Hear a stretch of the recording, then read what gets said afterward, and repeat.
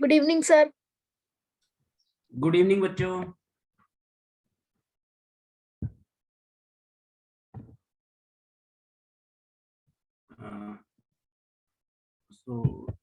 Good evening सभी बच्चों को। मेरी आवाज आ रही है?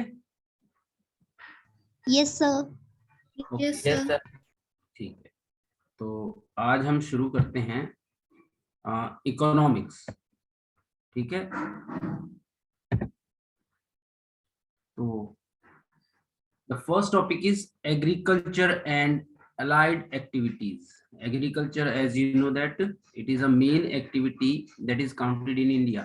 Mostly people involved in agriculture. More than 60% Indians involved in agriculture activities. Okay, so you can say it is the base of village economy. Let's study farming.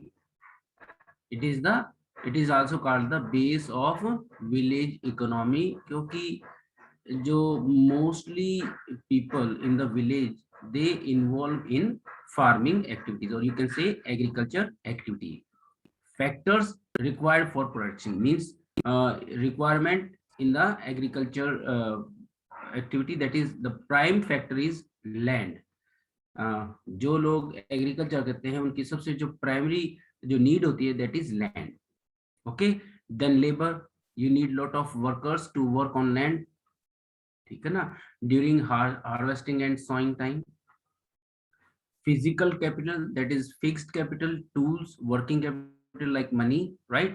And human capital, that is knowledge. You should have the knowledge how to grow crops, how to cultivate the land, how to prepare the land for agriculture activities. तो ये बहुत सारी चीजें होती हैं. ठीक है, और एग्रीकल्चर में जो इलेक्ट्रिसिटी का रोल है एट प्रेजेंट, ये बहुत इंपॉर्टेंट रोल है. आपको मालूम है कि जो इरिगेशन वर्क में जो ट्यूबवेल्स चलाने पड़ते हैं खेतों में, तो उसके लिए इलेक्ट्रिसिटी चाहिए होती है. अदरवाइज लोग एक जनरेटर रखते हैं, डीजल इंजन, और उससे चलाते हैं, लेकिन उससे वो किसानों के लिए काफी कॉस्टली पड़ता है. ठीक है, और जो ग्रीन रेवोल्यूशन है आप जानते हैं, यहाँ पर मैंने एक हाईलाइट किया सिर्फ ग्रीन रेवोल्यूशन. ये आगे भी आएगा, इस टॉपिक को मैं तभी इसको अच्छी तरह से डिस्कस करूंगा वहां पर. देन लैंडलेस लेबर, आपने गांव में देखा होगा कि there are two type of labour. एक वो लेबर होते हैं जो अपने ही खेत में काम करते हैं, labour which work there on field, on there on field. और एक होते हैं landless labour, means they do not have their own land. They work as a labor, hired labor on the other farmers' land. That is called landless labor. तो उनकी जो per day जो income होती है वो बहुत ही कम होती है, and they lead a very miserable life. बहुत ही मतलब आप कह सकते हैं बहुत हार्ड लाइफ स्पेंड करते हैं landless labour. So capital need, जो फार्मर्स होते हैं उनको जो पैसे की बहुत जरूरत होती है. और किस काम में, देखिए कोई भी काम विदाउट मनी नहीं हो सकता. तो जो स्मॉल फार्मर्स होते हैं उनके पास सफिशिएंट अमाउंट नहीं होता, so they need money to purchase tools, fertilisers, seeds. These are the needs. Okay, और जो बिग लैंड और बिग फार्मर्स होते हैं, मनी लैंडर्स होते हैं, तो उनसे ये जो स्मॉल फार्मर्स है ये बोरो करते हैं पैसा. ठीक है, और जो बिग फार्मर्स होते हैं वो अपना पैसा बैंक से लोन लेते हैं. ठीक है, उनके पास पैसे की कोई कमी नहीं होती, वो अपना पैसा भी जो एग्रीकल्चर एक्टिविटी में यूज करते हैं. Then non farm activities in the village, जो गांव में फार्मिंग के अलावा जो दूसरी नॉन फार्मिंग एक्टिविटीज होती हैं वो कौन कौन सी होती हैं? Dairy, okay, small scale manufacturing industries. Small scale means छोटे से लेवल पर, ठीक है, जहां पर घर के मेंबर ही काम करते हैं, that is called small scale manufacturing units. And shopkeepers, okay, and then transport. These are the non farm activities generally done in the village areas, right? People involved, mainly people involved in agriculture activity, then these are the non-agriculture activities. This portion completely related with your economics 9th first chapter. Then people as a resource. Okay.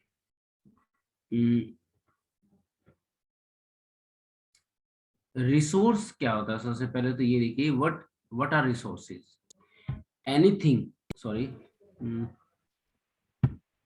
Anything that is used to satisfy your needs, that is called resource. वो कुछ भी जो आपकी needs को satisfy करता है उसको resource कहते हैं। और रिसोर्सेज, टाइम एंड टेक्नोलॉजी, ये दो चीजें होती हैं जो किसी भी चीज को रिसोर्स में कन्वर्ट कर देती है। First is time and then technology. You people, you are not a resource, ठीक है? अभी आपको पढ़ाया जा रहा है, आपको ट्रेनिंग दी जा रही है, after some times you will convert into resources, आप रिसोर्स बन जाएंगे, like engineer, doctor, teacher, right? You will become resources. Now you are in the process, okay? Then people as a resource, जो country की जो working population होती है, that is called resource, ठीक है? और उसके अंदर जो स्किल होती है और एबिलिटी होती है काम करने की, ओके? कंट्री की जो वर्किंग पॉपुलेशन है, समझ रहे हो मैं? It is a way of referring to a countries working population in terms of their existing productivity, productive skills and ability, ठीक है? जो वर्किंग पॉपुलेशन होती है उसके अंदर स्किल होती है, कोई ना कोई काम करने का एक स्किल होता है उसके अंदर, और एबिलिटी होती है। दो चीजें हैं जो पीपल को रिसोर्स में कन्वर्ट करती हैं। First is education and then health. आप अभी एजुकेशन ले रहे हैं, ओके? और अगर आपकी हेल्थ अच्छी है, then you will become in a resource, human resource, ठीक है? एजुकेशन एंड हेल्थ, इन पर इन्वेस्टमेंट किया जाता है, और जो कंट्री एजुकेशन और हेल्थ पर इन्वेस्ट करती है वो कंट्री बहुत ज्यादा एडवांस हो जाती है, ओके? रितिन जी, हाँ पूछिए बेटा, क्या पूछना चाहते हो? सर मैं ये पूछना चाहता हूँ। रितिन जी कुछ पूछना चाहते हो? Yes sir. हम्म। सर मेरा हाँ डाउट था पूछिए बेटा। कि अ, वो जितने भी साइंटिस्ट होते हैं वो हमेशा ऐसा क्यों कहते हैं कि हमें पैसा चाहिए टेक्नोलॉजी बनाने के लिए, क्योंकि पैसे से टेक्नोलॉजी कैसे बनती है, क्या कहना चाहते हाँ हैं? देखिए, means why they need money, right? Yes sir. हाँ देखो बच्चे, सम टाइम जैसे आप कोई एक्सपेरिमेंट करते हैं, आप एग्जांपल ले सकते हैं केमिस्ट्री का, ओके? या आप कोई भी एक्सपेरिमेंट ले लीजिए। सबसे पहली बात, आपको कहीं जाना पड़ता है, कुछ आपको एपरेटस की जरूरत पड़ती है, कुछ आपको केमिकल्स चाहिए होते हैं, कुछ इंस्ट्रूमेंट्स चाहिए होते हैं कि नहीं होते हैं? और उसको खरीदने के लिए आपको पैसा चाहिए होता है। चाहिएगा ना कि नहीं चाहिएगा बेटा पैसा? आप कोई केमिस्ट्री में कोई आप एक्सपेरिमेंट करना चाहते हैं, then you have to purchase some chemicals, then you have to purchase some apparatus. आपको कुछ इंस्ट्रूमेंट्स भी खरीदने पड़ेंगे, कुछ मशीनें भी खरीदनी पड़ेंगी, है ना? तो बहुत सारी चीजें चाहिए होती हैं। कहीं आपको एक जगह से दूसरी जगह पर जाना भी पड़ता है, मूवमेंट भी होता है, राइट? तो कोई भी ऐसी एक्टिविटी बिना पैसे के हो ही नहीं सकती बेटा। समटाइम्स कुछ अवेलेबल, कुछ मटेरियल आपके कंट्री में ही अवेलेबल नहीं होता, वो आपको इंपोर्ट करना पड़ता है, बाहर से मंगाना पड़ता है। तो इन सभी कामों के लिए पैसे की जरूरत पड़ती है, ठीक है? चलिए, तो एजुकेशन एंड हेल्थ, देखिए आप जितने भी यूरोपियन कंट्रीज हैं, जितने भी अमेरिका है, कनाडा है, ऑस्ट्रेलिया है, ये सभी कंट्रीज ने एजुकेशन और हेल्थ पर पूरा फोकस किया हुआ है। That is why they are the developed country in the world, they are the most developed country in the world, and India is a developing countries. हमारे यहाँ पर एजुकेशन और हेल्थ इन्वेस्ट हो रहा है, पर उतना इन्वेस्टमेंट नहीं है जितना वो डेवलप्ड कंट्रीज कर रही हैं। देखिए हमारे यहाँ स्कूल्स कैसे हैं, आप देखते होंगे मोस्ट स्कूल्स में टीचर्स आर नॉट देयर, और you can say sufficient teachers are not there. In many schools in the village area, there are hardly one teacher, okay?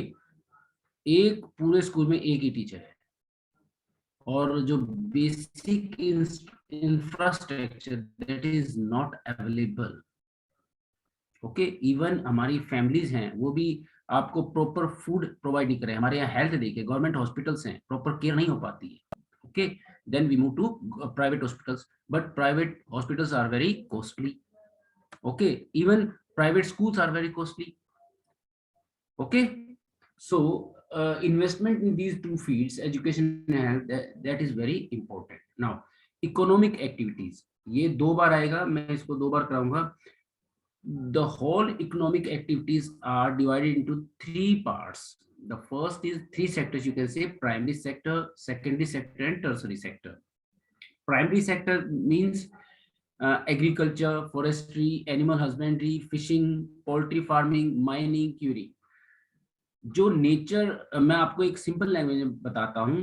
Primary sector, इस सेक्टर में वो एक्टिविटीज इन्वॉल्व होती हैं जो आप nature से कोई भी चीज डायरेक्ट लेते हैं और उसको यूज करते हैं, दैट इज कॉल्ड प्राइमरी।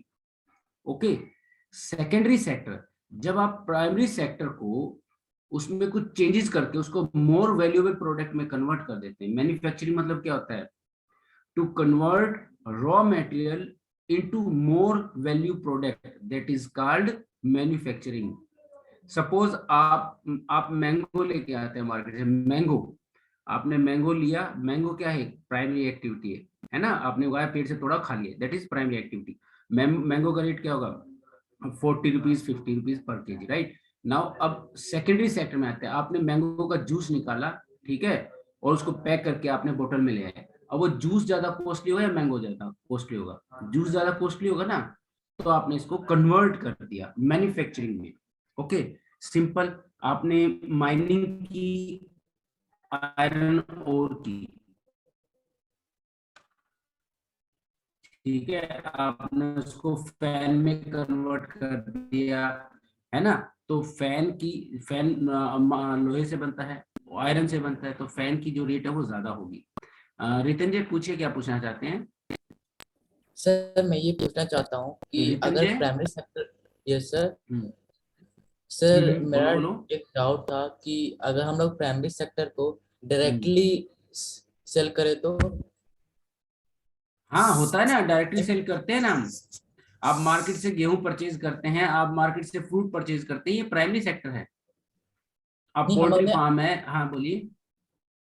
मैंने कहा कि अगर कोई कंपनी है, उस कंपनी हम्म ने एक एग्रीकल्चरल एरिया बनाया, उस हम्म एग्रीकल्चर एरिया यानी एक फील्ड लिया, उसमें ग्रो किया, और उसी से ही मिस हम्म मैंगो का किया, और उसने डायरेक्ट एक्सपोर्ट कर दिया अदर कंट्री में मैंगो बिना हम्म हम्म मैन्युफैक्चरिंग के, तो वो प्राइमरी में आएगा कि सेकेंडरी में आएगा? प्राइमरी में आएगा बेटा, आपने कुछ चेंज नहीं किया है, आपने उसको सिंपल एक्सपोर्ट किया है, ये प्राइमरी एक्टिविटी ही रहेगी। ठीक है, जब तक कि आप कुछ मैंने उस रॉ मटेरियल से कुछ मोर वैल्यूएबल प्रोडक्ट नहीं बनाते। मैंगो की वही कीमत है, आपने बाहर भेज दिया, वो कीमत तो वही है ना, मैंगो में की वैल्यू में तो कोई चेंज नहीं आया ना, दैट इज प्राइमरी। ठीक है, तो सेकेंडरी होता है कम वैल्यू के प्रोडक्ट को मोर वैल्यू के प्रोडक्ट में कन्वर्ट करना। ठीक है, सिंपल, आप एक लकड़ी मार्केट से लेके आइए, लकड़ी आपको 100 रुपीज पर केजी मिल जाएगी। आपने उस दरवाजे को, उस लकड़ी से आपने एक डोर बना दिया। अब डोर की कीमत क्या होगी? 3000 4000 रुपीज पर पीस, है ना। और डोर में जो लकड़ी मिलती है वो आपको हार्डली 500 600 मिल जाएगी।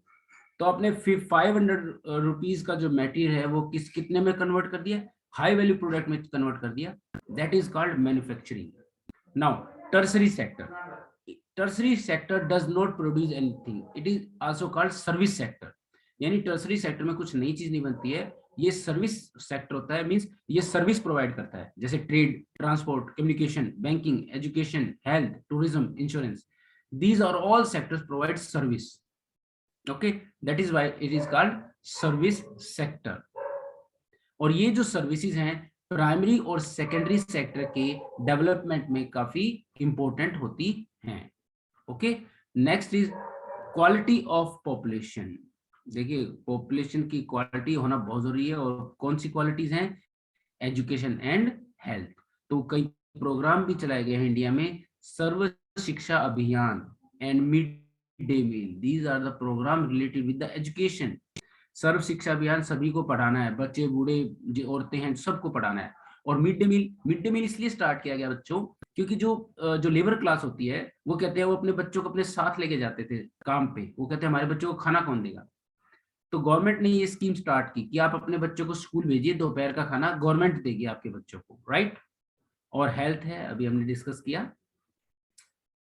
Next topic is unemployment. Unemployment जब आप देखते हैं किसी आदमी के पास काम नहीं होता है, ठीक है ना, ठीक है, तो उसको अनएम्प्लॉयमेंट बोलते हैं। ठीक है, उसके पास काम है, टाइम है, काम कर सकता है वो, लेकिन उसके पास कोई काम है नहीं, उसको अनएम्प्लॉयमेंट बोलते हैं। तो there are two type of unemployment, one is seasonal and second is disguised unemployment. Khushi बोलिए, क्या पूछना चाहते हो? Good evening sir. Good evening बच्चे। सर मुझे पूछना था, आईटी स्पेशलिस्ट कौन से सेक्टर में आते हैं? कौन से सेक्टर में आते हैं? आईटी स्पेशलिस्ट सर्विस सेक्टर में बच्चे, सर एक सर्विस सेक्टर ऑप्शन, में। सर मेरे हाँ, एग्जाम में आया था, एक ऑप्शन है आईटी स्पेशलिस्ट क्वार्टरनी, पता नहीं क्या लिखा हुआ है, क्वार्टरनरी सेक्टर, ये क्या होता है? क्या बोला आपने? Quaternary sector. Quaternary sector yes sir. बाद में बताएंगे बेटा, अभी तो मुझे भी नहीं पता इसका, ठीक है ना। अगर आप ओके मेरे सर। पास लिख के इसको भेज देना, इस पूरे सेंटेंस को, इस क्वेश्चन को, तो मैं बता सकता हूँ, ठीक है। यस। चलिए, तो अनएम्प्लॉयमेंट दो तरह का होता है बच्चों, एक होता है सीजनल और एक होता है डिसगाइज्ड अनएम्प्लॉयमेंट। सीजनल मीन्स एक पर्टिकुलर सीजन में आपके पास काम होता है, अदरवाइज नहीं होता, ठीक है। जैसे फार्मर्स हैं, सोइंग टाइम में उनके पास काम है, एक बार खेत को तैयार कर दिया, बीज बो दिया, उसके बाद वो फ्री है, उसको बोलते हैं seasonal unemployment, right. Disguise unemployment क्या होता है? जहां पर काम तो एक आदमी का होता है लेकिन वहां पर 10 आदमी लगे हुए हैं, ठीक है ना। एक आदमी उस काम को कर सकता है लेकिन वहां पर लगे कितने हुए हैं? 10 आदमी लगे हुए हैं। तो 9 आदमी ज्यादा काम करे ना, वहां पे काम तो उतना ही हो रहा है, लेकिन 9 आदमी सिर्फ दिखावे के लिए ना वहां पर, दैट इज का disguised unemployment. Means number of people, more number of people work than required, जितनी जरूरत होती है उससे ज्यादा लोग वहां पर काम करते हैं, इसको बोलते हैं डिसगाइज्ड अनएम्प्लॉयमेंट। और जनरली ये खेतों में देखने को मिलती है। जनरली आपने देखा है जो एग्रीकल्चर फील्ड में एक पूरी फैमिली उस काम में इन्वॉल्व रहती है। क्या काम करते हो? फार्मिंग काम करते हैं। जिससे पूछो वही बोलेगा फार्मिंग करते हैं हम।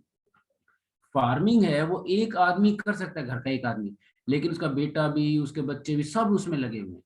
बोलिए खुशी, क्या पूछना चाहते हो? सर अंडर एम्प्लॉयमेंट और डिसगाइज्ड एम्प्लॉयमेंट में डिफरेंस? हाँ जी, अंडर एम्प्लॉयमेंट और डिसगाइज एम्प्लॉयमेंट क्या होता है? डिसगाइज अभी समझ गए? Sir yes sir. हाँ हाँ, बोलिए बेटा, क्या पूछना चाहते हो? सर मैं ये पूछ रहा था कि जब किसी काम के लिए ज्यादा लोग लग रहे हैं तो वर्क तो कम होना चाहिए, मीन्स वर्क जल्दी हो जाएगा, टाइम कम लगेगा। हम्म। तो इस तरह से अगर किसी भी वर्क में अगर ज्यादा लोग हैं तो उससे अनएम्प्लॉयमेंट क्यों कहेंगे? वर्क भी तो जल्दी हो रहा है, टाइम कम लग रहा है। उसके बाद वो खाली बैठ जाएंगे,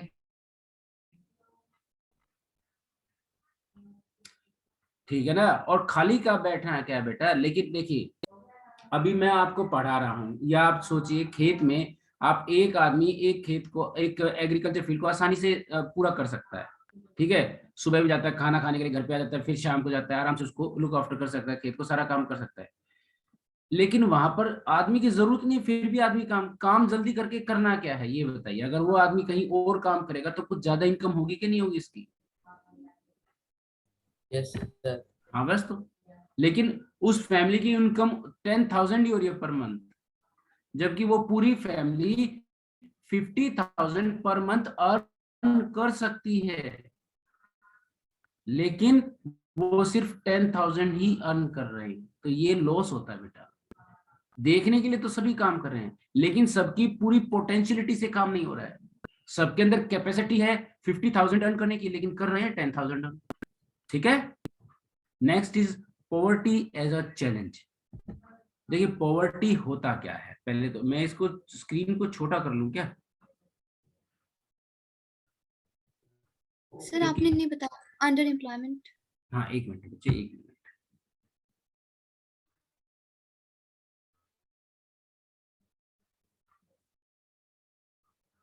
एक मिनट, एक मिनट, मैं स्क्रीन को छोटा कर लेता हूँ। अभी आपको प्रॉपर दिख रहा है? Yes sir. ये बच्चों एक मिनट के लिए मैं आपको एक बात बोलना चाहूंगा कि आप अपने जो जो क्यूरीज है ना, इसको साइड में रखिएगा। एक बार जब हम इसको कंप्लीट कर लेंगे ना, फिर मैं ये सब का जवाब एक साथ दूंगा, अदरवाइज काफी टाइम लग जाएगा और हमारा कंप्लीट हो नहीं पाएगा ये। ठीक है, एक साथ पूछेगा ये आप सभी। तो पॉवर्टी क्या होता है? देखिए जब आप देखते हैं कि एक आदमी का जो जब वो अपनी बेसिक नीड्स कंप्लीट नहीं कर पाता है, ठीक है, तो हम कहते हैं वो आदमी गरीब है। That is called poverty, right? It means living with a sense of helpness. Poverty line किसे कहते हैं? Poverty line, it is a measurement to measure poverty. Poverty को मेजर करने के लिए कुछ क्राइटेरिया, तो उसको पॉवर्टी लाइन कहते हैं। ठीक है, जो लोग पॉवर्टी लाइन के ऊपर होते हैं उसको बोलते हैं एपीएल, अबव पॉवर्टी लाइन, और जो नीचे होते हैं उसको बोलते हैं बीपीएल, बिलो पॉवर्टी लाइन। और ये टाइम और जगह के हिसाब से अलग अलग होती है।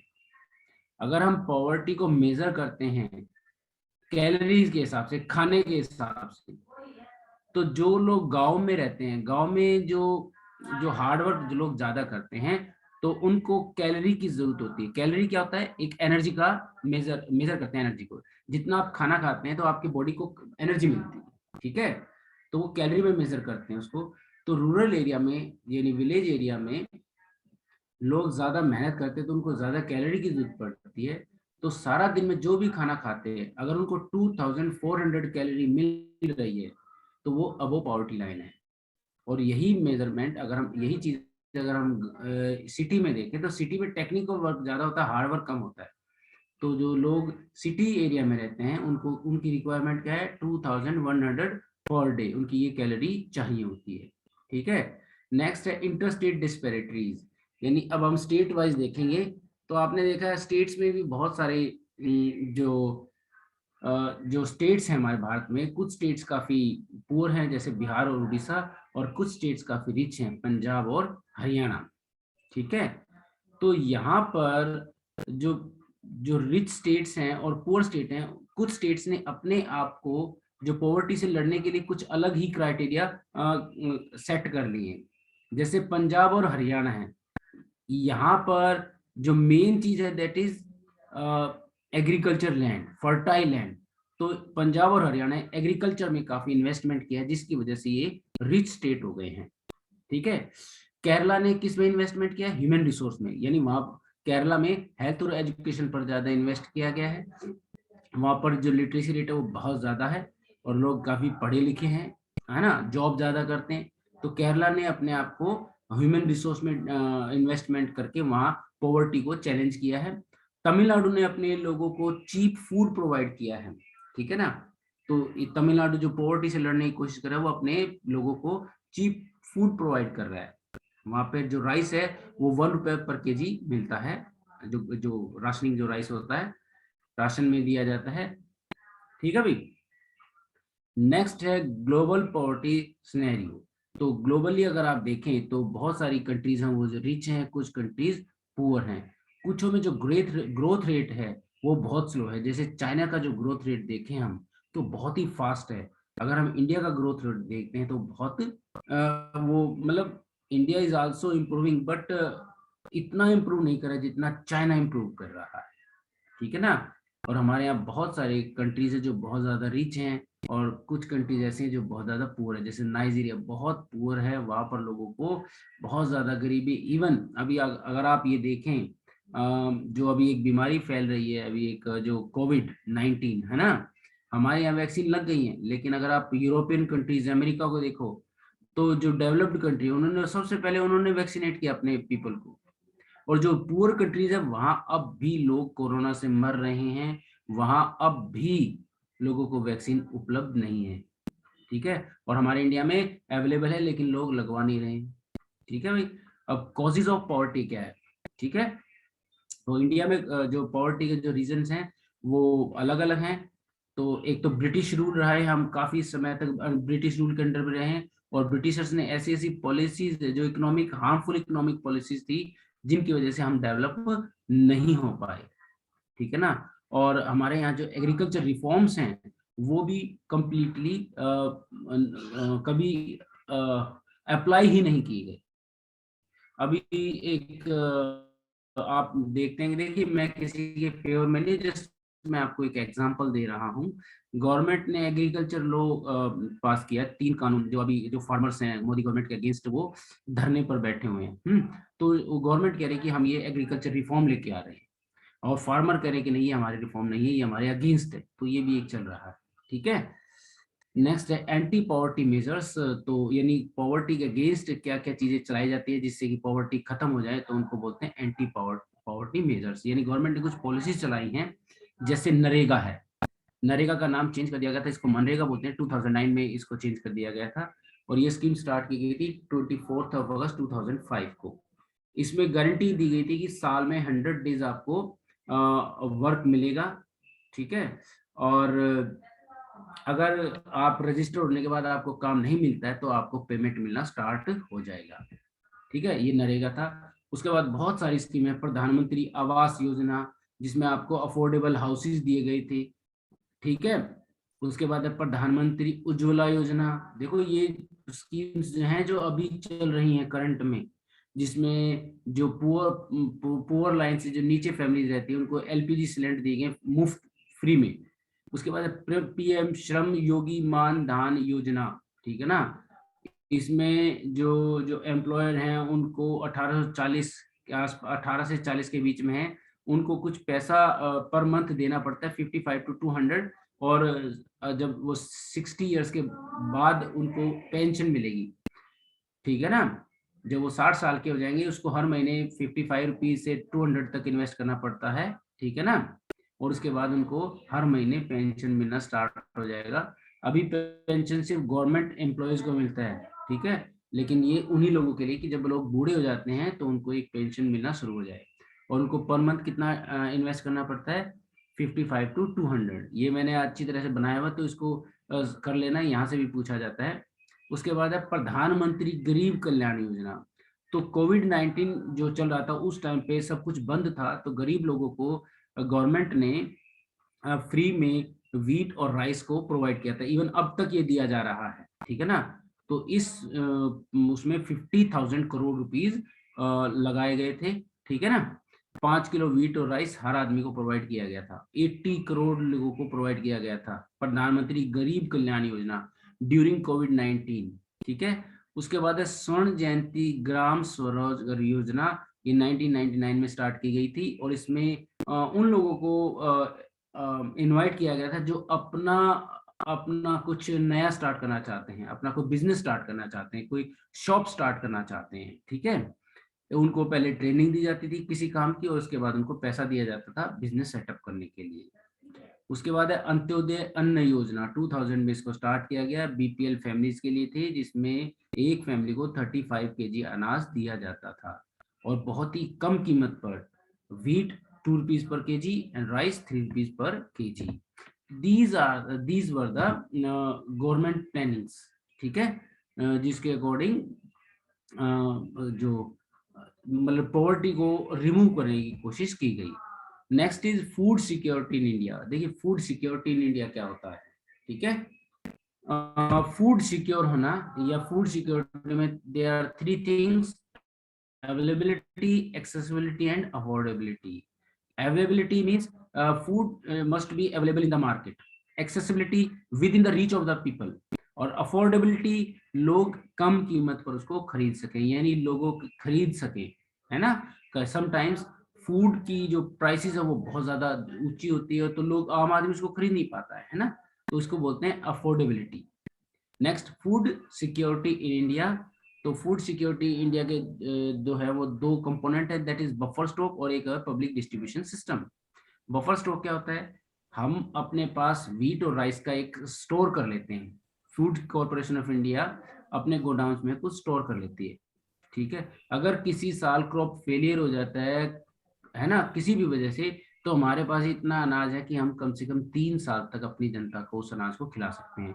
तो हम कुछ अनाज अपने गोडाउन में सेव करके रखते हैं, ठीक है, that is called buffer stock. और उसके बाद पब्लिक डिस्ट्रीब्यूशन सिस्टम, हम जो अनाज अपने गोडाउन में रखते हैं उसको बहुत ही कम कीमत पर स्टेट गवर्नमेंट को देते हैं और गरीब लोगों में डिस्ट्रीब्यूट करने के लिए, ये होता है पब्लिक डिस्ट्रीब्यूशन सिस्टम।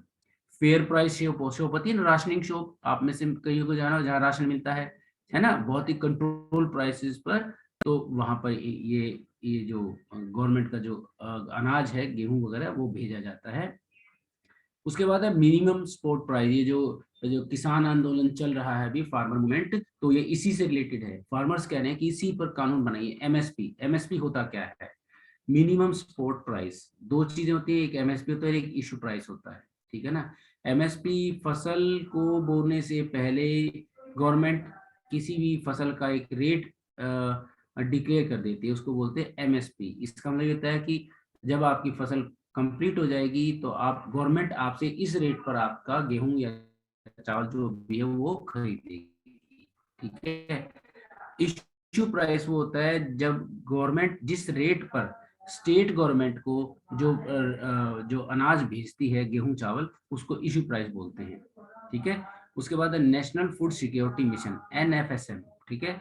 ये जो प्रोग्राम है 2007 में सेंट्रल गवर्नमेंट ने लॉन्च किया था। 11th 5 ईयर प्लान जो है उसमें इसको इंक्लूड किया गया था, ठीक है ना, कंट्रीज की फूड रिक्वायरमेंट को कंप्लीट करने के लिए, ठीक है। और इस मिशन में मतलब एग्रीकल्चर को बढ़ा दिया गया था कि क्रॉप प्रोडक्टिविटी बढ़ाइए, एक्सपेंड एरिया बढ़ाइए, है ना, सॉइल की फर्टिलिटी को इंक्रीज करना है ना। तो ये सारे प्रोग्राम इसमें किए गए थे। एक नई टर्म है आपके लिए, price support scheme, PSS for oil seeds. देखिए एमएसपी होता है गेहूं चावल इन फसलों के लिए, और जो ऑयल सीड्स के लिए जो प्राइस डिक्लेयर किया जाता है उसको बोलते हैं पीएसएस, प्राइस सपोर्ट स्कीम। और जो ये सीड्स होते हैं इनको कौन खरीदता है? नेफेड, ठीक है, national agriculture cooperative marketing federation of India. ये ऑयल सीड, पल्सिस, कॉटन, इनको परचेज करती है और इनके जो रेट है वो यही डिक्लेयर करती है, ठीक है बच्चों। Next is development. देखिए डेवलपमेंट क्या होता है? different persons have different goals and may be development for one may not be developed for the other। देखिए हर आदमी का डेवलपमेंट का जो है वो सभी के लिए अलग अलग होता है, और ये कंपल्सरी नहीं कि एक आदमी का डेवलपमेंट दूसरे के लिए ही डेवलपमेंट हो, सबके लिए क्राइटेरिया अलग अलग होता है। डेवलपमेंट मीन्स, जैसे मान लीजिए आपके पास बाइक है, आपने 4 व्हीलर खरीद लिया, आपने कार खरीदी, तो आपके लिए डेवलपमेंट हो जाएगा, ठीक है ना। तो सभी के लिए अलग अलग डेवलपमेंट होता है, लेकिन कुछ क्राइटेरिया हमने सेट कर लिए हैं कि जो एक इंडिविजुअल होता है, ठीक है, तो उसके लिए हम कैसे कहेंगे कि वो डेवलप्ड है। तो जो क्राइटेरिया हमने अपने लिए, हम जनरली हम कहीं जाते हैं तो हमने अपने लिए कुछ क्राइटेरिया सेटअप किए। क्या है? सबसे पहले हम सिक्योरिटी देखते हैं, respect for others, equal treatment and freedom. इन 4 चीजों को इन्वॉल्व किया गया है। सपोज अगर आप कहीं भी आप सोसाइटी में एग्जिस्ट करते हैं तो सबसे पहले आपका इश्यू होगा सिक्योरिटी का। आप ऐसी जगह अपना रेजिडेंस बनाना पसंद करेंगे, अपना घर लेना पसंद करेंगे जहाँ जो सिक्योर हो, जहाँ पर चोरी चकारी ना हो, आपकी जान को खतरा न हो। सेकंड, उस सोसाइटी में आपको इक्वल ट्रीट किया जाए, सभी आपको रिस्पेक्ट दे, वहां पर किसी भी तरह का रिलीजन या कास्ट सिस्टम ना हो या उसको प्रायोरिटी ना दी जाती हो, और आप अपने रिलीजियस या सोशल कस्टम्स को पूरा करने में फ्री हो। तो ये इंडिविजुअल के लिए है। और नेशन के लिए जो डेवलपमेंट का जो क्राइटेरिया क्या सेट किया गया है, वहां पर इन्फेंट मोर्टेलिटी रेट कम हो। Infant mortality rate means sometimes जो बच्चे पैदा होते ही 1 साल से कम के अंदर अंदर वो मर जाते हैं, ठीक है ना, तो इसको बोलते हैं इन्फेंट मोर्टेलिटी रेट। अगर जिस कंट्री में इन्फेंट मोर्टेलिटी रेट कम है, इसका मतलब वहाँ की मेडिकल जो फैसिलिटी बहुत अच्छी है, ठीक है ना, और वो कंट्री डेवलप्ड है। एजुकेशन लेवल जहाँ का अच्छा होता है और हेल्थ स्टेटस जहाँ का अच्छा होता है। अगर इन 3 चीजों को देखते हैं किसी भी कंट्री के डेवलपमेंट को मेजर करने के लिए, ठीक है, infant mortality rate, education level and health status. आप किसी भी डेवलप्ड कंट्री में देखिए, ये तीनों चीजें काफी टॉप पर मिलेंगी। उसके बाद एक सस्टेनेबल डेवलपमेंट। सस्टेनेबल डेवलपमेंट क्या होता है, ठीक है, विदाउट हार्मिंग द एनवायरमेंट। जब आप डेवलपमेंट करते हैं उसको बोलते हैं सस्टेनेबल डेवलपमेंट। फ्यूचर जो जनरेशन है उसकी नीड्स का भी ध्यान रखते हैं और एनवायरनमेंट को भी डैमेज नहीं करते हैं, हार्म नहीं करते हैं। That development is called sustainable development, ठीक है। Sector of the Indian economy, we have already discuss this, primary secondary and tertiary sector. इन्हीं तीनों चीजों रिलेटेड एक आता है ग्रोस डोमेस्टिक प्रोडक्ट। इस चीज को बड़े ध्यान से समझ लेना भाई। ग्रोस डोमेस्टिक प्रोडक्ट ये क्या होता है, इसको बोलते हैं जीडीपी। ये प्राइमरी सेकेंडरी और टर्सरी सेक्टर है। प्राइमरी सेकेंडरी और टर्सरी सेक्टर जितने भी तीनों सेक्टर का जो फाइनल प्रोडक्ट है, तीनों सेक्टर में जो फाइनल प्रोडक्ट की जो वैल्यू है उनको जोड़ दीजिए, उन तीनों सेक्टर के जोड़ दीजिए और जो टोटल आ जाता है उसको बोलते हैं gross domestic product. The final value of all sectors, चाहे वो गुड्स हैं या सर्विसेज हैं, ठीक है, उनकी फाइनल वैल्यू जोड़नी है, उन सबको जोड़ दीजिए और उसके बाद जो टोटल आता है वो उसको बोलते हैं जीडीपी, ग्रोस डोमेस्टिक प्रोडक्ट। मैं एक एग्जांपल लेता हूं, आपकी बुक में एक एग्जांपल दिया, मुझे अच्छा लगता है वो एग्जांपल। एक फार्मर ने राइस ग्रो किया, ठीक है, आधा राइस उसने, मान लीजिए उसके पास 100 केजी राइस है, उसने 50 केजी राइस एक आदमी को सेल कर दिया। उस आदमी ने अपने घर के लिए खरीद लिया, ठीक है जी। तो ये जो 50 केजी राइस बेचा है उसने, ये उसका सीधा जीडीपी में इंक्लूड हो जाएगा। बाकी बच गया 50 केजी। उसने 50 केजी राइस बिस्किट बनाने वाली कंपनी को बेच दिया, ठीक है। तो ये जो बेचा, ये अब जो 50 केजी राइस है ये जीडीपी में इंक्लूड नहीं होगा। बिस्किट बनाने वाली कंपनी ने उसका आटा बनाया, आटा बनाकर उसके बिस्किट बना के बेचे, ठीक है। अब जो बिस्किट जो बिक रहा है ना, वो प्राइस जीडीपी में इंक्लूड होगा। यानी फाइनल प्राइस, जब तक उस चीज में मॉडिफिकेशन होता रहेगा। और फाइनल प्रोडक्ट का मतलब है, फाइनल प्रोडक्ट वो होता है जब कस्टमर उसको यूज करता है,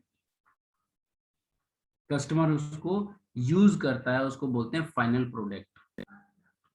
एक कंपनी टायर बनाती है, कार के टायर बनाती है।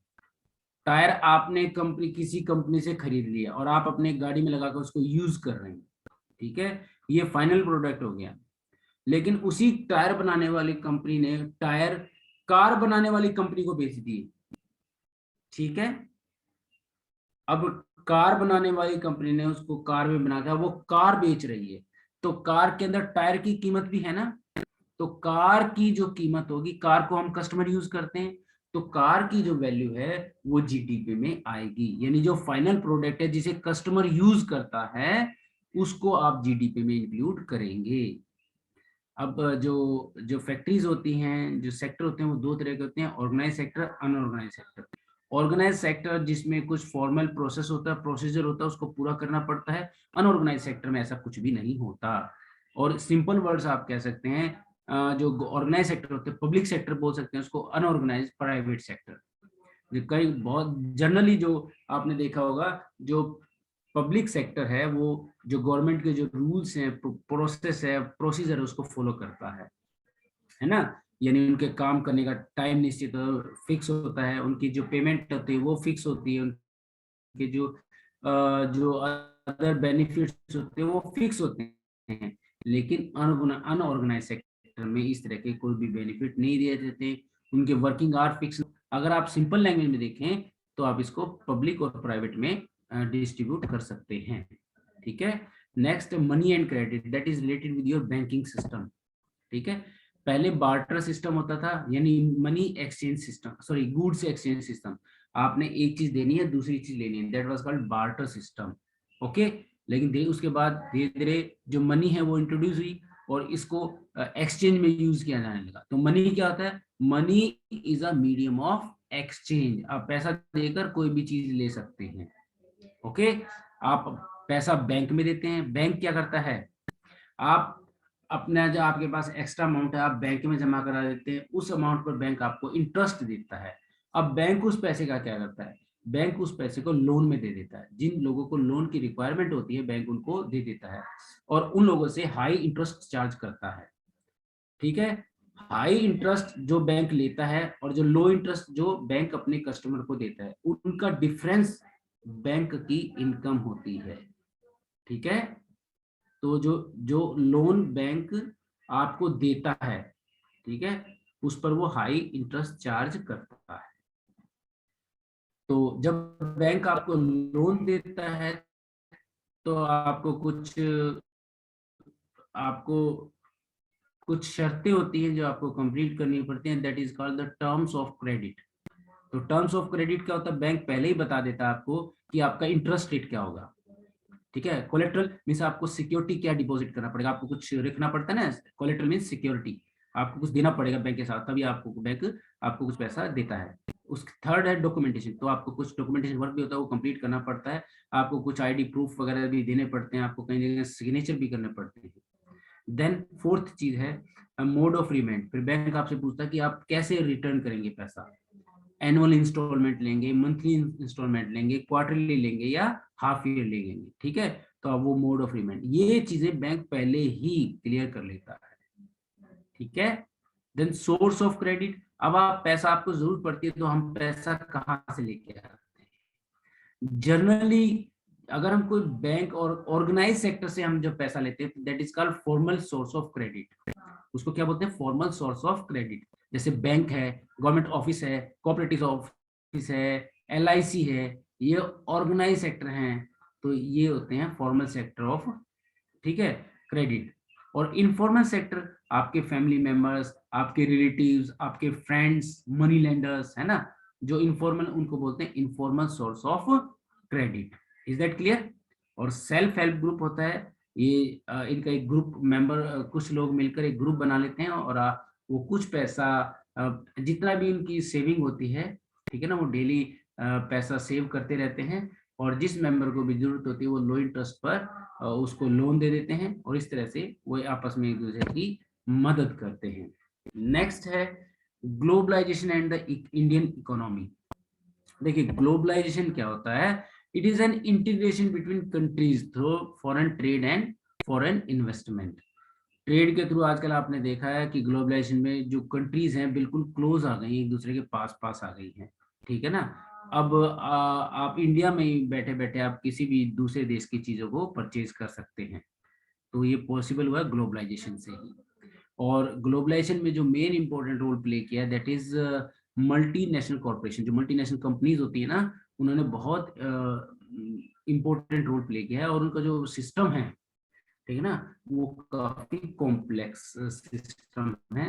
क्योंकि देखिए कहीं प्रोडक्शन कहीं हो रहा है, मैन्युफैक्चरिंग कहीं हो रहा है, पैकिंग कहीं हो रहा है और बिक कहीं रहा है ना, तो मल्टीनेशनल कंपनीज होती हैं। जैसे रिलायंस है, टाटा है, ये मल्टीनेशनल कंपनीज हैं भारत की। ठीक है, उसके बाद है वर्ल्ड ट्रेड ऑर्गेनाइजेशन है, WTO। वर्ल्ड ट्रेड ऑर्गेनाइजेशन ये दुनिया में जो डिफरेंट कंट्रीज हैं जो आपस में ट्रेड करती हैं उनको रेगुलेट करता है और बिना किसी बैरियर के जो चीजें आपस में एक दूसरे के आ जा सके। ठीक है ना, समटाइम्स कुछ कंट्रीज क्या करती हैं, चीजों पर टैक्स लगा देती है, तो वर्ल्ड ट्रेड ऑर्गेनाइजेशन एक ऐसी ऑर्गेनाइजेशन जो उन चीजों को, उन बैरियर्स को रिमूव करता है। ठीक है ना, ताकि ट्रेड फ्री, जो टैक्स फ्री ट्रेड अलग अलग कंट्रियों में हो सके। तो ग्लोबलाइजेशन के इम्पैक्ट क्या होते हैं, देखिए कुछ अच्छे इम्पैक्ट भी हैं, कुछ बुरे भी हैं। तो आपको नई जॉब मिलती है, नई टेक्नोलॉजी आती है, इन्वेस्टमेंट आता है, इंटरनेशनल मार्केट में आपकी पहुंच बनती है।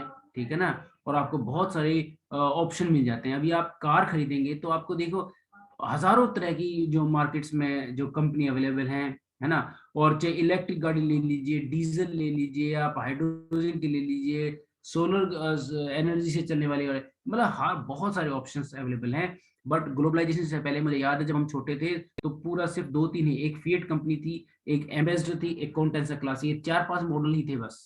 ठीक है ना। अगर आपको गाड़ी ले तो भी 4-5 मॉडल ही अवेलेबल थे, लेकिन ग्लोबलाइजेशन के बाद आप हर फील्ड में आप कुछ भी लेने चले जाएं, आप शूज लेके देखेंगे तो शूज कितने बेशुमार हैं, ठीक है ना। आप कपड़े पहनेंगे मार्केट में देखिए कितने सारे कंपनी आ गई, ठीक है बच्चों। तो ऐसा ही एक आता है स्पेशल इकोनॉमिक जोन। देखिए स्पेशल इसको बोलते हैं सेज। तो फॉरेन इन्वेस्टमेंट को अट्रैक्ट करने के लिए एक स्पेशल एरिया बना दिया जाता है और वहां पर जो एक ही तरह की वहां पर फैक्ट्रीज को अलॉट कर दिया जाता है और वहां पर फैक्ट्रीज को सारी फैसिलिटीज दी जाती है, ठीक है ना। जो एक फैक्ट्रीज को डेवलप होने के लिए चाहिए ना, जो इंडस्ट्रीज को डेवलपमेंट के लिए जो फैसिलिटीज चाहिए वो सारी अवेलेबल होती है और उनको वहां पर टैक्स में रिलैक्सेशन भी दिया जाता है। जैसे आपने गुरुग्राम को सुना होगा, वहां पर जो ऑटोमोबाइल सेक्टर है वो बहुत ज्यादा डेवलप है, वो एक सेज है। वहां पर हरियाणा गवर्नमेंट ने जो ऑटोमोबाइल सेक्टर की जो कंपनी है उनको सभी तरह की फैसिलिटीज दी हुई है।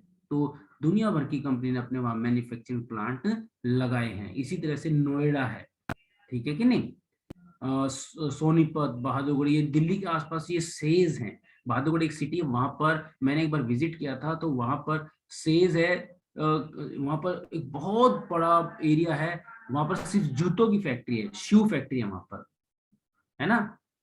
तो ये सेज हैं क्योंकि वहां पर हर तरह की फैसिलिटी प्रोवाइड की जाती है by the government. Next is consumer rights. देखिए कंज्यूमर राइट्स क्या होते हैं बच्चे। कंज्यूमर राइट्स, जो आप कंज्यूमर हैं, आप मार्केट में जाते हैं, आप देखते हैं आपके साथ चीटिंग की जाती है। समटाइम्स आप वो प्रोडक्ट ले आते हैं जो आपके लिए हार्मफुल होता है, समटाइम्स आपको डुप्लीकेट प्रोडक्ट दे दिया जाता है, या आपसे पैसे ज्यादा ले लिए जाते हैं, सामान कम दे दिया जाता है। तो ये सारे कंज्यूमर उसमें आपके साथ आते हैं। तो जो आप हम प्रोडक्ट यूज करते हैं, प्रोडक्ट यूज करने वाले को बोलते हैं कंज्यूमर, और जो प्रोडक्ट को बनाता है उसको बोलते हैं प्रोड्यूसर, ठीक है। तो पहले इस तरह की बहुत सारी शिकायतें थी, लेकिन 1986 में एक कंज्यूमर प्रोटेक्शन एक्ट बनाया गया, कोपरा जिसे बोलते हैं, ठीक है ना। तो अभी इसकी नीड्स क्यों हुई, क्योंकि कस्टमर के साथ चीटिंग होती थी, कहीं भी कोई सुनवाई नहीं थी, ठीक है। तो इस चीज को लेकर ये एक्ट बनाया गया, क्योंकि मार्केट में हमारे साथ चीटिंग बहुत होती है ना। अभी आज की डेट में अगर आपके साथ कहीं भी कोई चीटिंग होती है, मान लीजिए आप सैमसंग कंपनी का कोई मोबाइल ले आते हैं और गारंटी पीरियड के अंदर है और कंपनी उसको मना करिए, तो आप कोर्ट में केस कर सकते हैं और कोर्ट का आदेश कंपनी को मानना पड़ता है, ठीक है ना। तो कंज्यूमर, ये है कंज्यूमर मूवमेंट का हिसाब का। अब आपके पास जो कंज्यूमर हैं, राइट्स ऑफ कंज्यूमर, आपके पास बहुत सारे राइट्स हैं। तो पहले क्या, राइट टू सेफ्टी। सबसे पहले बात, जो भी आप जो आर्टिकल आप यूज करें, जो भी चीजें आप यूज कर रहे हैं वो आपके लिए सेफ हैं या नहीं है, इसकी भी पूरी वो दी जाती है। उसके बाद राइट टू बी इन्फॉर्म्ड, यानी जो भी आप प्रोडक्ट खरीदते हैं उसके अंदर क्या है। आजकल आप कोई भी चीज खरीदिएगा, उसके अंदर क्या क्या चीजें हैं वो सारा पहले दिया गया है, इंग्रेडिएंट्स क्या क्या है। आप कोई भी चीज खरीद लीजिए, इवन आप एक टॉफी खरीदते हैं, टॉफी में के बाहर रैपर पे भी लिखा होता है कि इसके अंदर क्या क्या है। कुछ कंपनीज कहते हैं कि हमारा प्रोडक्ट खरीदिए, ये एकदम फ्रेश फ्रूट जूस है। क्या है ये, फ्रेश फ्रूट जूस है। आपको एडवर्टाइजमेंट में कुछ दिखाएंगे, लेकिन जब आप उस जूस को खरीदेंगे तो उसमें देखेगा कि मैंगो पल्प है 20%, बाकी वाटर है, एडिड फ्लेवर है, एडिड ये है वो है। मीन्स हर चीज आपके पास सामने है और कस्टमर को आप कोई बेवकूफ नहीं बना सकता। सीधा सा कहा जाता है कि अगर आप पढ़ के अगर फिर भी आप लेना चाहते तो लीजिए, कंपनी झूठ नहीं बोल सकती। That is your right to be informed, यानी हर तरह की जो इन्फॉर्मेशन है कस्टमर को दी जाए।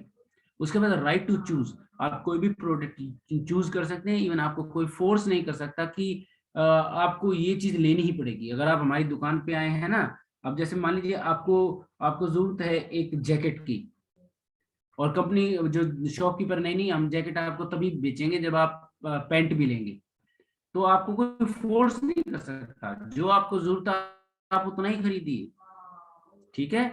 या आप टूथपेस्ट लेंगे तो आपको टूथब्रश भी खरीदनी पड़ेगी, नो, जितना आपको जरूरत है उतना ही। That is called right to choose, okay. Right to seek redressal, यानी आप अगर आपके साथ चीटिंग होती है तो आपके सामने ये स्टेट्स हैं, जैसे डिस्ट्रिक्ट कोर्ट है, स्टेट कोर्ट है, नेशनल कोर्ट है, ठीक है। डिस्ट्रिक्ट कोर्ट में अगर 20 लाख तक का कोई प्रोडक्ट है आपने खरीदा और उसमें कुछ गड़बड़ है तो आप डिस्ट्रिक्ट कोर्ट में अप्लाई कर सकते हैं। 20 लाख टू 1 करोड़ अगर कोई प्रोडक्ट है तो आप स्टेट कोर्ट में जा सकते हैं, और 1 करोड़ से ऊपर है जो, वो आप नेशनल कोर्ट में जा सकते हैं। अब आप 20 लाख तक तो जानते हैं, आप कहेंगे सर 1 करोड़ से ऊपर वाले कौन से प्रोडक्ट होते हैं, ऐसे कौन से प्रोडक्ट हो मार्केट में जो 1 करोड़ के हैं। तो आपको एक घर है, जैसे आप घर लेते हैं तो वो प्रोडक्ट घर 1 लाख से ज्यादा है। उसके बाद आप गाड़ियां हैं, गाड़ियां देखिए कितनी महंगी महंगी हैं। आप गोल्ड ज्वेलरी खरीदते हैं, डायमंड ज्वेलरी खरीदते हैं, तो ये बहुत सारे कॉस्टली प्रोडक्ट्स हैं। जब आप प्रोडक्ट खरीदते हैं तो आप 3 तरह की मार्किंग देखते हैं मार्केट में, एक ISI होता है, एक एगमार्क होता है, एक हॉलमार्क होता है। ये चीजें होती है। ISI मार्क होते हैं जो इलेक्ट्रॉनिक्स वगैरह जो होती है, और जो खाने पीने की चीजें होती हैं, जो फूड आइटम होते हैं, उन पर एगमार्क की स्टैंप लगती है, Agmark, right. Agmark agriculture mark का, राइट। यानी जो खाने पीने की चीजें उस पर एगमार्क लगता है, जो इलेक्ट्रॉनिक गुड्स वगैरह होते हैं उस पर ISI की स्टैंप लगती है। और जो हॉलमार्क है ये ज्वेलरी के लिए, गोल्ड ज्वेलरी जो आप खरीदते हैं तो उस पर हॉलमार्क लगता है, ठीक है। और ये मैंडेटरी होता है, BIS जो है ब्यूरो ऑफ स्टैंडर्डाइजेशन, उससे सर्टिफाइड कराना होता है इनको, जो भी आप प्रोडक्ट खरीदते हैं, तो ये कंपलसरी है। So that is the end of this topic. अब अगर आपको 1 मिनट में पानी पी लेता हूँ, उसके बाद बात करते हैं। सागर पानी देना। अभी आप अपने जो भी आपके डाउट्स हैं वो कर लीजिएगा तैयार, ठीक है।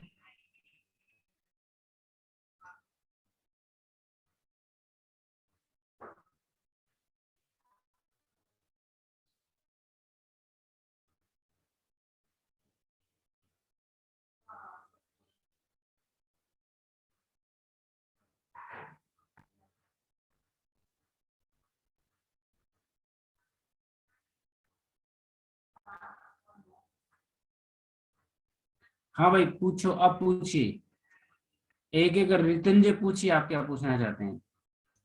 सर मेरे को पूछना था कि आपने बताया था कि पॉवर्टी कैलोरीज जो होती हैं रूरल एरिया में 2400 होती है, और अर्बन में 2100 होती है, ऐसे बताया था आपने। तो सर जो इसलिए होते हैं कि अर्बन एरिया में, क्योंकि वहाँ पर टेक्निकल काम ज्यादा होता है hmm, as physical, as compare to physical. तो सर जो अर्बन एरिया में जो लेबर्स होते हैं उनके हिसाब से क्या होगा तब पॉवर्टी का? 2400, हाँ हाँ। हम्म हम्म तो उसके हम्म हिसाब से कितना हम्म होगा उनका? हम्म हम्म हम्म सिटी में जाएगा, आ जाता है कि आपकी रिक्वायरमेंट क्या है, आप लेबर कौन सा काम करते हैं। कहने का मतलब फिजिकल रिक्वायरमेंट तो नहीं है ना आपको। एक लेबर है जो वेट को अपने सर पे लाता है, सारा दिन मेहनत का काम करता है, ठीक है ना, सारा दिन वो मेहनत का काम करता है, ठीक है बच्चे। Yes sir. तो जो लोग फिजिकल वर्क ज्यादा करते हैं उनके लिए ज्यादा कैलोरी की जरूरत होगी। और जनरली जनरली जो गांव में जो लोग होते हैं, विलेज एरिया में लोग होते हैं, वो फिजिकल वर्क करते हैं, राइट।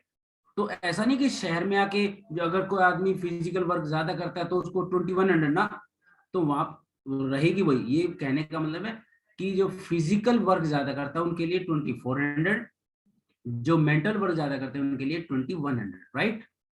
नेक्स्ट नेक्स्ट सर पूछिए बेटा। सर मेरा नेक्स्ट क्वेश्चन है कि सर अगर कि कोई पर्सन आया और बैंक से लोन लिया, और हाई लोन लिया, और फिर अगर हाई लोन लेने के बाद वो फिर सुसाइड कर लेता है, तो फिर आकर एक